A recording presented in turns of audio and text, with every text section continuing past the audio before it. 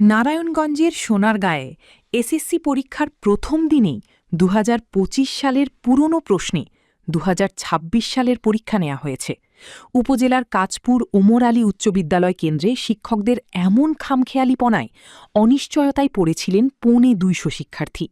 এই ঘটনায় কেন্দ্র সচিবসহ ১১ শিক্ষককে দায়িত্ব থেকে অব্যাহতি দিয়েছে ঢাকা শিক্ষা বোর্ড। অভিযুক্ত সচিবের বিরুদ্ধে শুরু হয়েছে বিভাগীয় মামলাও। এ ঘটনায় নারায়ণগঞ্জ জেলা প্রশাসক রায়হান কবির আজ সকালে কাঁচপুর ওমর উচ্চ বিদ্যালয় কেন্দ্র পরিদর্শন করে শিক্ষকদের অব্যাহতির বিষয়টি নিশ্চিত করেন।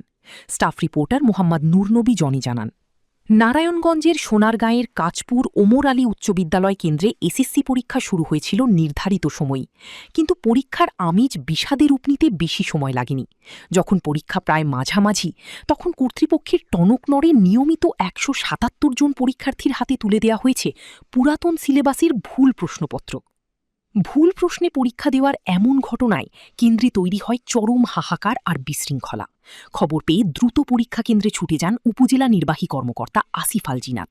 তার হস্তক্ষেপে দীর্ঘ ২ ঘণ্টা পর দুপুর ১২টা ২৫ নতুন প্রশ্নপত্রে পুনরায় পরীক্ষা শুরু করা হয়।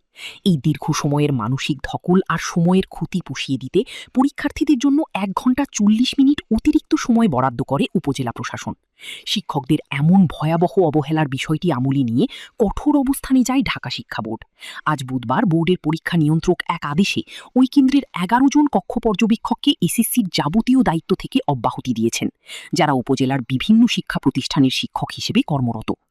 একই আদেশে ঘটনার মূল দায়ভার যার ওপর, সেই কেন্দ্র সচিব আব্দুল মতিন সরকারের বিরুদ্ধে বিভাগীয় ব্যবস্থা নেওয়ার জোর সুপারিশ করেছেন বোর্ড চেয়ারম্যান প্রফেসর ড খন্দকার ইহসানুল কবির। প্রশাসনের পক্ষ থেকে জানানো হয়েছে, ঘটনার সুষ্ঠু তদন্ত শেষে দোষীদের বিরুদ্ধে শাস্তিমূলক ব্যবস্থা নেওয়ার প্রক্রিয়া শুরু হয়েছে।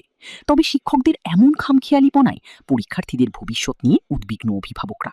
সোনারগাঁও উপজেলা নির্বাহী অফিসার আসিফ আল জিনাত বলেন, আমরা ঘটনা শোনার সাথে সাথেই কেন্দ্রে যাই। কেন্দ্র সচিবকে অব্যাহতি দিয়ে নতুন সচিব নিয়োগ দেওয়া হয়েছে। পরীক্ষার্থীদের সময় বাড়ানো হয়েছিল যাতে তাদের কোনো ক্ষতি না হয়।